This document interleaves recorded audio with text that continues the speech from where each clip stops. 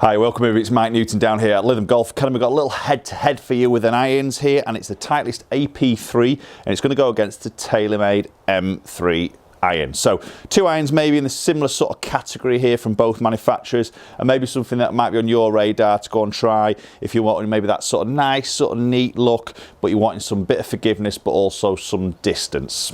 Before we jumped into the video, if you're new to the channel, then please do go and hit my logo in the bottom right hand section of the screen here, MNG Golf. Hit that subscribe button, then you get notified for any future videos. If you're liking the videos that we're doing, hit the thumbs up button, share it around. Okay, so like I say, it's two irons here that are probably in a similar sort of category that for any golfers out there may want sort of that neater look, but they want that sort of power there, they want that sort of distance, but also want that backup of that forgiveness. And these two irons are very much in that sort of category. So we're going to start off with the TaylorMade M3 iron here first. This is 7 iron, it's 30.5 degrees of loft, so fairly strong, but obviously not the strongest out there on the market. And obviously this sits just under their M4 iron here, which is their more forgiving version. So this is a slightly more compact, a little bit neater looking here from sort of heel to toe section. Top line is still fairly thick there, but not too much offset. And to be fair, it sits quite nice behind that golf ball. It frames nice with the face slots there and that bottom white groove. So set ourselves up here about 180 from the green. Let's hit some shots and see how this M3 works. Yeah, that's a nice strike. That was really high ball flight. It's towering, is that? Lovely strike. That's right on the flag. Yes, that's carrying out 173, really hitting that green right in the middle there, which is a nice start with the M3 iron.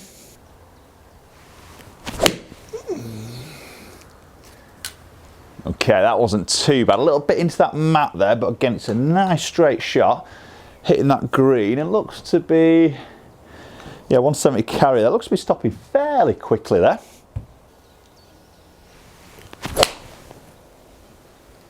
Oh, right, that was a bit of a thinny one. Just pulled that slightly there.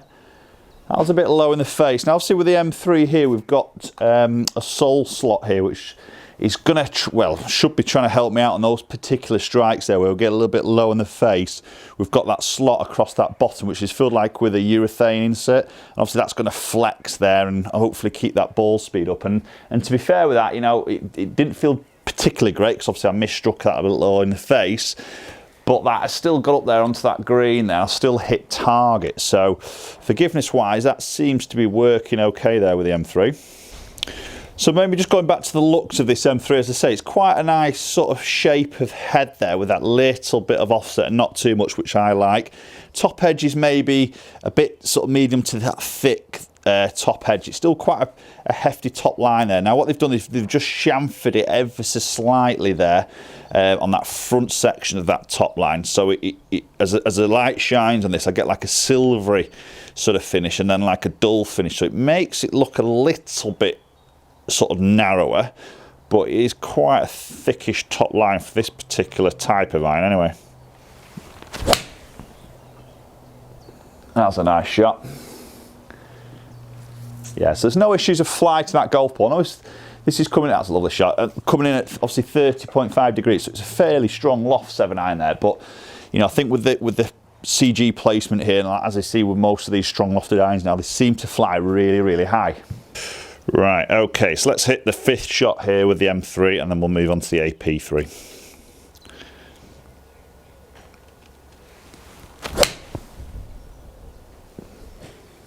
Okay, that was okay. It wasn't a solid, but it's done really well. Flight looked similar. Yeah, I still got out there to be fair. That felt a little bit toe side possibly. It stopped really quick there. And that got out about 173 there and hitting target nicely. So, okay, M3 is nice. I like that. As I say, look-wise, it's pretty good. I like that minimal offset there for me. Top edge maybe a little bit thick for my liking, but a nice shape of head. Feels pretty solid. Seems to be getting to control that quite nicely. Miss hit there seemed to do all right for me. So a bit of forgiveness in that head, which is nice. So let's move on to the AP3. 5 shots with that, and then we'll check out some numbers in a little bit more detail. Right, so AP3 in our hands now. Similar shaft here, stiff flex, 2 degrees up like the M3 was here. 7 iron again, and this is coming in at a loft of 31 degrees. So it's only half a degree more loft with the AP3, so pretty much identical here. As I say, this is a similar sort of category in terms of maybe what M3 and AP3 are trying to hit at. So looking at this as I sit this down by the golf ball, it's much nicer look for me personally than the M3. With regards to, again, very little offset there, very sort of more traditional look. It's got very much that look of the AP2 iron, but obviously a slightly longer blade from heel to toe.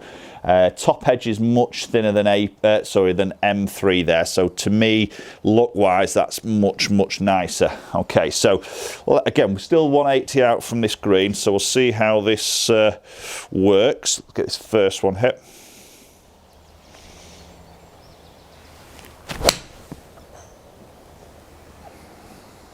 Okay, that wasn't the greatest start. Just pushed that. Oh no, it wasn't too bad actually.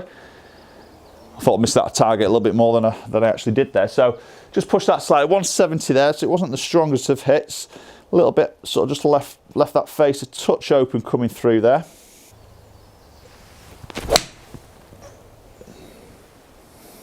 Again, just very similar shot to that first one there. Just slightly left that face a bit open. There's a bit more wind out here today, to be honest, and it's a left to right wind, so to me that looks like it's peeled a bit more. Obviously the simulator is closed data, so it's not seeing wind, it's not measuring wind, so it's actually come out a little bit straighter. But that, as I saw, that just drifted a little bit, which feels like I'm missing target a little bit more than what I am obviously on the simulator here. But again, just maybe not quite got through that, but the result is quite sort of neutral there, hitting that green nicely. So this AP3 has been a really popular iron, and as I say, when I did the review of this when it first came out, I thought it was Titleist were longing to have a iron to sit between AP2 and AP1, because as many of you know, AP2 is a beautiful looking golf club, very compact. It's a player's club, isn't it?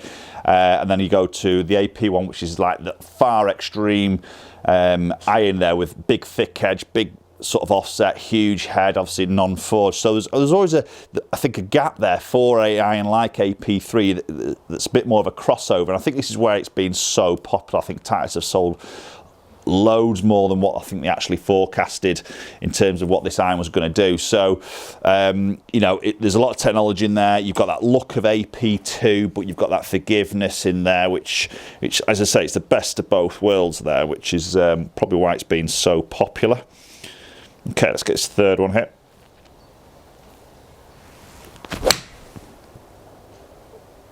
Okay, that was a better strike there. Felt a little bit more solid, that one. Okay. Yeah, 172 there. So maybe not quite seeing as much as that M3, but bear in mind there is half a degree difference of loft between these two clubs.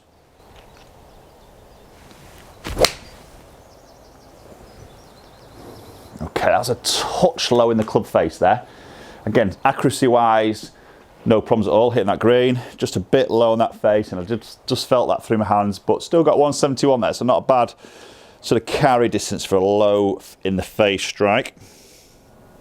Okay, so let's have a look at some numbers here. So we can see M3 at top, AP3 bottom. So club head speed pretty much identical there. Ball speed, a little bit less there with AP3, but to be honest, that last shot I hit there at 117, which was a bit low in the face there, has really pulled my averages down there. So apart from that, probably quite sort of similar.